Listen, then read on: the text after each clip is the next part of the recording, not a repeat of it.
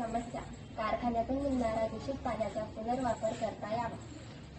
उपाय हे घरे व कंपन्या आहेत, यामधून निघणारं दूषित पाणी नाल्यामध्ये जातं व नाल्यातून ते पाणी नदीमध्ये जातं। तर नदीमध्ये न जाता त्या पाण्याला ते पाणी जे न जाण्यासाठी त्या शोष खड्ड्याला नदीच्या थोडं अंतरावर बनवायचं। त्या शोष खड्ड्याला आजूबाजूने लहान मोठे पाईप लावायचे आणि त्या शोष खड्ड्यामध्ये लहान मोठे खडक टाकायचे आणि त्यावरून कपडा किंवा जाळी लावायची।